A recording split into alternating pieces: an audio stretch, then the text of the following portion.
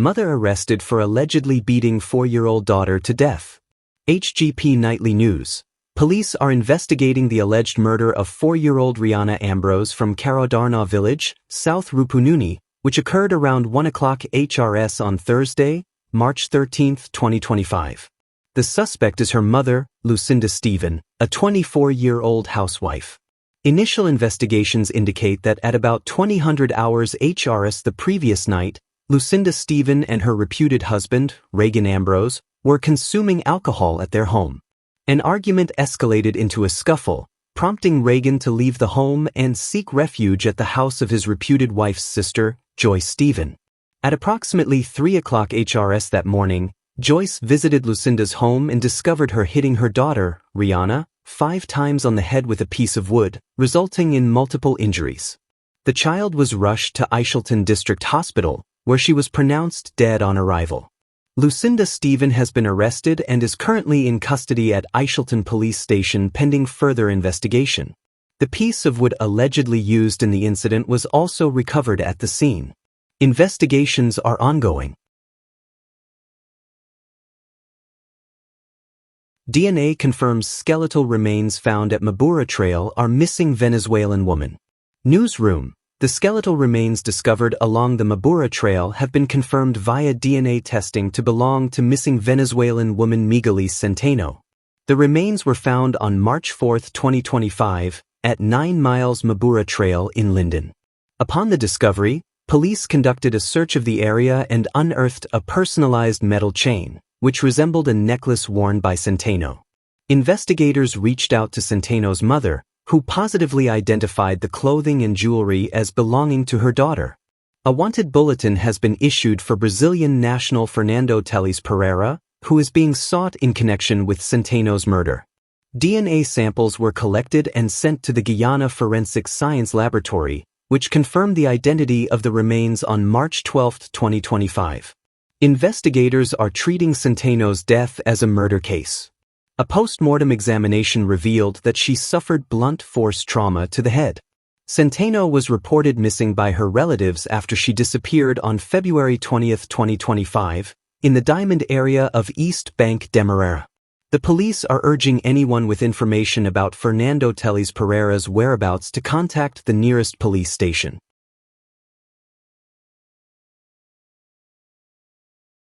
AFC leader Nigel Hughes consults with Team Mohamed.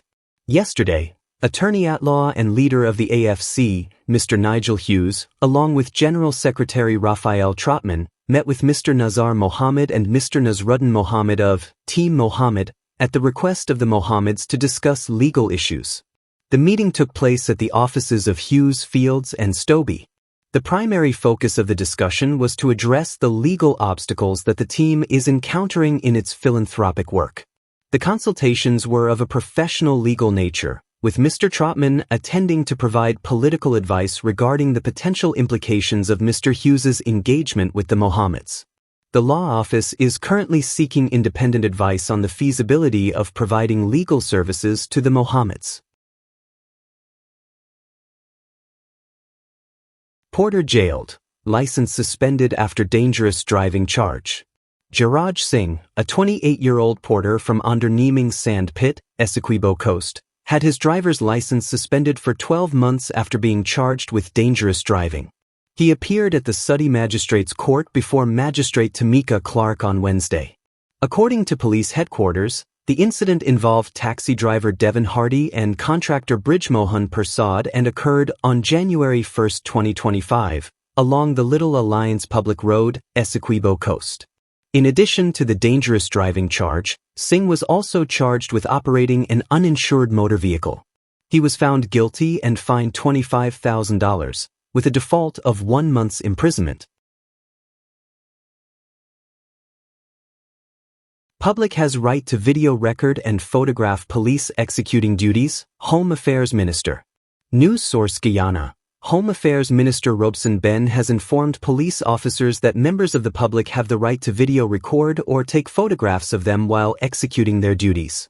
Speaking at the Police Sergeants and Inspectors Conference, Minister Ben emphasized that officers should not fear being recorded if their actions can withstand public scrutiny. He stated that every officer should represent the police force appropriately and conduct themselves with respect. I keep telling police, the public has a right to video and record police behavior. They have that right. You can't tell people they cannot video you. Even if they come into my office, they are free to record me, and I can do the same. We must not prevent people from taking pictures or videos of our engagement, Ben told the officers. Additionally, the Home Affairs Minister noted that police ranks are equipped with body cameras, which they should use to counter any false narratives that may arise during these encounters. However, he expressed concern over the increasing number of verbal and physical confrontations between police and civilians. I don't want policemen cursing, whether among themselves, at the station, with the public, or their families. I want welcome signs at police stations. They must be welcoming places for the public, Ben remarked.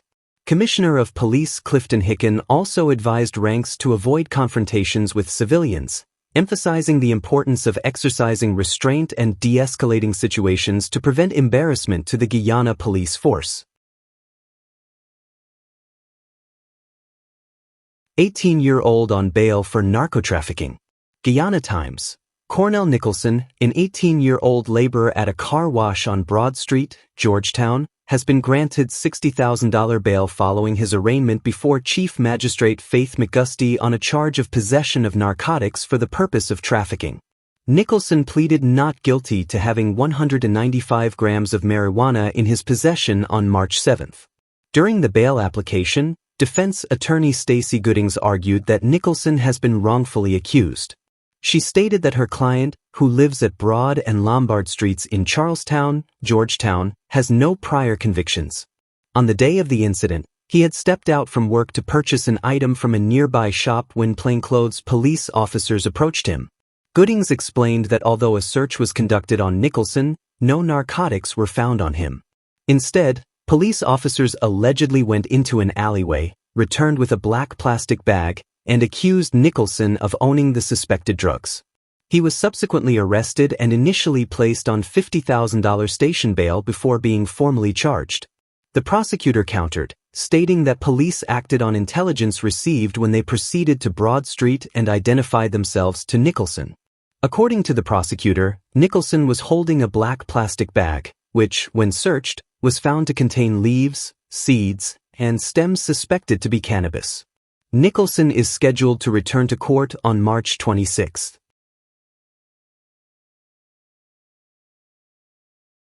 Taxi driver shot and robbed while sleeping in car. Kaider News.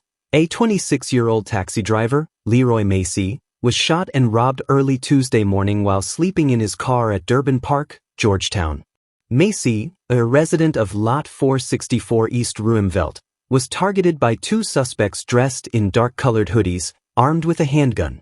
They stole an Apple iPhone 11 Pro Max valued at $80,000, a Samsung Galaxy A03 worth $40,000, and $56,000 in cash. The incident occurred around 4 a.m. while Macy was resting inside his gold Toyota Fielder wagon, registration number HB231. He reported that he often sleeps in his car after working nights as a taxi driver. After finishing work around 1 a.m., he parked at Durban Park to rest. Macy was awakened by the sound of glass breaking and saw the suspects using a large brick to shatter the driver's side window. They demanded money from him, but he refused to comply. In response, one suspect fired a shot at the vehicle, hitting Macy in his right forearm. The assailants then took his valuables and fled south on Hatfield Street. Macy managed to escape and reported the incident to the CANU headquarters nearby. He was subsequently taken to the Georgetown Public Hospital Corporation for treatment, where he was discharged after sustaining a gunshot wound to his forearm. A metal fragment was extracted from his injury and handed over to the police. Police investigators visited the scene and discovered a 9mm spent shell approximately 3 feet from Macy's car. They are currently reviewing CCTV footage and have interviewed several witnesses. Despite searches for the suspects, they remain at large and investigations are ongoing. Melly Mel being questioned by U.S. authorities over alleged Guyana government complaint. News source Guyana. Melly Mel, being questioned by U.S. authorities over alleged Guyana government complaint. Popular Guyanese activist, Melissa Atwell aka Melly Mel, was taken into custody and questioned by U.S. Homeland Security agents this morning and is said to be cooperating fully with the agents. News source understands that the agents accompanied Atwell from her home to one of their New York offices where, according to sources, she has been questioned about her online activism, complaints against her by the government of Guyana and other related issues. There are reports that her New York-based attorneys are aware of the questioning and have been offering their legal advice, as she is also being supported by a number of other officials in the New York area. Sources close to Atwell told News Source this morning that she will be just fine, and that she has been cooperating with the U.S. authorities and providing them with information about her social media activism and her statements that might have irked the Guyana government, triggering the alleged complaint against her. The government of Guyana has accused Atwell of a number of cybercrimes related to her publishing of alleged acts of corruption involving several Guyanese government officials. The activist had repeatedly complained about her and her family being targeted by the Guyana government over her criticism of the government and her social media activism. She recently filed a police complaint in New York against social media commentator and Guyana government contractor, Mikhail Guyanese critic Rodriguez, accusing him of harassment after he allegedly published her home address across his social media platform. In November 2024, Guyana's Attorney General, Anil Nandlall, filed a $100 million lawsuit against Atwell in the local courts over a series of posts that she allegedly made against him, which he said were patently fabricated, concocted, and malicious. The Attorney General had also announced at the time that the government would continue to pursue legal action both locally and internationally against the social media activist.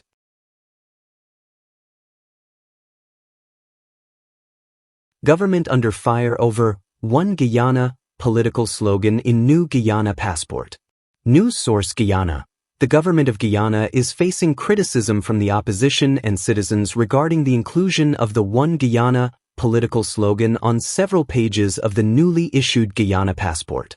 Opposition Member of Parliament Amanza Waltendesser, who is responsible for foreign affairs, highlighted the issue, condemning the move as a troubling step towards a one-party state dictatorship.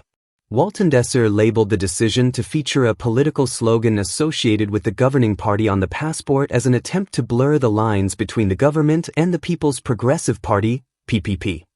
A passport is not a party manifesto, it is a sovereign document of our nation. It belongs to we the people and is issued in our name by the state. It therefore ought to be neutral and free from partisan contamination, she stated. She criticized the government for embedding political propaganda in a document meant for all Guyanese, regardless of political affiliation, asserting that it demonstrates a disregard for democratic norms and institutional integrity. Furthermore, she pointed out that this move could violate international standards set by the International Civil Aviation Organization, ICAO, which emphasizes neutrality and non-discriminatory practices in passport design. Waltendesser noted that this incident is not isolated, referencing the use of the same political slogan on law enforcement uniforms and public servants' clothing. The use of state resources for political branding is a classic sign of democratic backslide and authoritarianism, she remarked, highlighting the erosion of the distinction between party and state. She called on the international community to take notice and urged citizens to push back against such practices. Under the previous APNU plus AFC government, the PPP criticized government buildings for being painted in colors associated with the ruling party, but the current administration has since repainted these structures in white. The One Guyana slogan has been promoted by the president at various official events and has been added to national signage in some communities, raising further concerns about its implications for national identity and governance. Jagdeo challenges Mohamed to provide evidence of government conducting business with family after sanctions. News source Guyana. The verbal clash between Vice President Barrett Jagdeo and the Mohamed family is intensifying, with Jagdeo challenging sanctioned business magnate Nazar Mohamed to provide evidence of government transactions with his businesses following U.S. sanctions. On Wednesday, Nazar Mohamed claimed that while the government has begun targeting the family's businesses by not renewing several licenses, It has continued to engage in business with them since the sanctions were imposed last year. He suggested that the government's actions might be linked to his son, Team Mohamed, who is rumored to have political ambitions. Jagdeo did not outright deny that business was conducted with the family since the sanctions, but he urged Team Mohamed to publicly disclose details of the alleged transactions. I challenge Mr. Team Mohamed to make public what these transactions were. If he has information about 3 major business transactions done in the last year since he was sanctioned, he should release it, Jagdeo stated, emphasizing the government's commitment to transparency. He indicated that he would review the issue further if evidence was provided. Jagdeo reiterated the government's stance on cutting ties with the family, citing potential risks to many Guyanese if the government continued to associate with the sanctioned individuals. Regarding the Guyana Revenue Authority's (GRA) demand for an additional $900 million in taxes related to 4 cars imported by the Mohammeds 4 years ago, Jagdeo denied any vindictiveness behind the GRA's actions. The Mohammeds have accused him of orchestrating the demand, which they plan to contest in court. Jagdeo explained that the issue was brought to light by Team Mohamed himself when he publicly shared records of the taxes paid for the vehicles. I didn't know what a Lamborghini cost until he posted it. GRA responded because he brought it to their attention, Jagdeo noted. He added that the Customs Act allows proceedings to be initiated within 5 years of an offense, asserting that there was an underdeclaration of the vehicle's costs. The Mohamed family has expressed concerns about the impact of U.S. sanctions on their businesses, and in recent months, the government has refused to renew several licenses for their operations, including cambio and shipping services. The Mohammeds argue that U.S. sanctions should not prevent them from conducting business in their home country.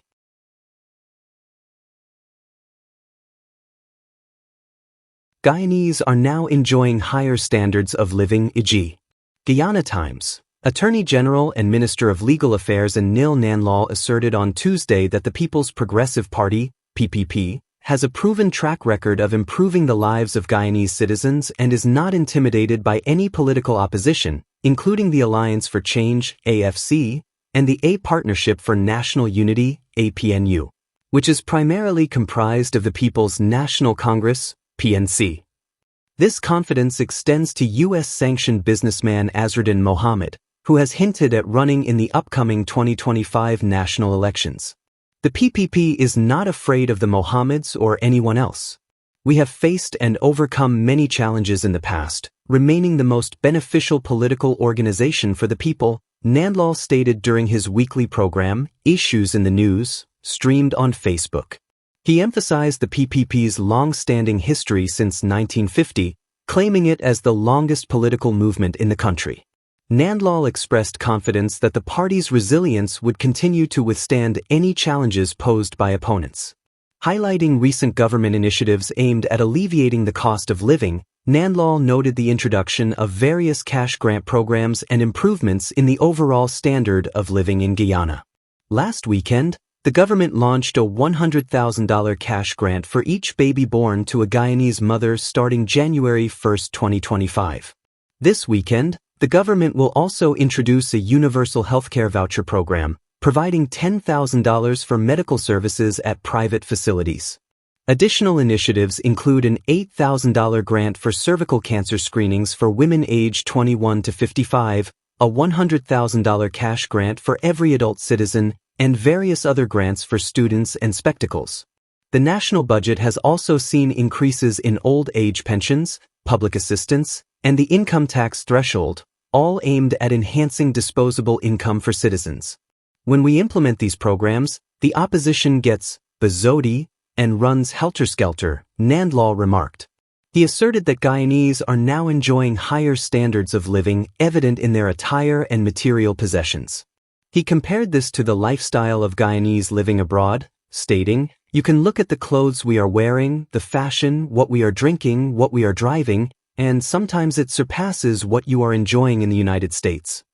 Nobody, no wannabe politician can change that reality," he concluded, reinforcing the government's commitment to improving the quality of life for all Guyanese. Politicians must not use the court to prosecute their political agendas, Nanlal. Attorney General and Minister of Legal Affairs Anil Nanlal. Attorney General and Minister of Legal Affairs Anil Nanlal has registered his concern over the use of the judiciary by politicians to prosecute their political agendas and expressed hope that the courts will take appropriate action on these matters. His comments come in light of a judicial review application challenging the government of Guyana's Management and Transparency of Natural Resource Fund, NRF, filed by businessman Terence Campbell, a NRF Investment Committee member, Guyana Rainforest Tours. These proceedings are not designed to address any serious legal issues. They are of nuisance value. They cannot succeed, but are intended to make political mileage. They are intended to gain public acclaim. They are intended to advance political causes, and the courts do not exist for the advancements of those objectives, the AG said during his weekly program Issues in the News on Tuesday. Among other things, the legal challenge seeks declarations that all withdrawals from the fund must be exclusively used to finance national development priorities, including green economy initiatives and essential projects directly linked to alleviating the effects of major natural disasters. Campbell is contending that the withdrawals are being used to finance regular government operations and that this should not be the case. Campbell is also requesting that the court orders the Minister of Finance to provide a detailed breakdown of all expenditures from prior withdrawals and to set up proper procedures for documenting future withdrawals from the fund. The Attorney General argues that the courts are funded by public funds and should only be used to adjudicate and determine genuine legal issues. They're not to feather people's political nests, and that is what these proceedings are about, he asserted. The Attorney General contended that the proceedings do not allege any violation of law and do not raise any genuine matters of contention. He posited that the applicant only has a political dissenting view. Nanlal also argued that the application is inviting the court to make orders that will put it in breach of the separation of powers doctrine. They're asking the court to interfere with, and worse yet, usurp the functions of both the executive and the legislative. They are asking the court to direct the executive on matters of national priority. Those are matters within the domain of the executive. The court has no business in giving such directions. As such, Nanlal said he hopes the court makes appropriate decisions on these matters, contending that politicians must not use the court or the judiciary or any institution of the state to prosecute their political agendas. The application names the Attorney General of Guyana, Anil Nanlal SC, and the senior minister in the office of the president with responsibility for finance and the public service, Dr. Ashni Singh, as respondents, while Campbell is represented by attorneys Roysdale Ford and Sinath Jairam.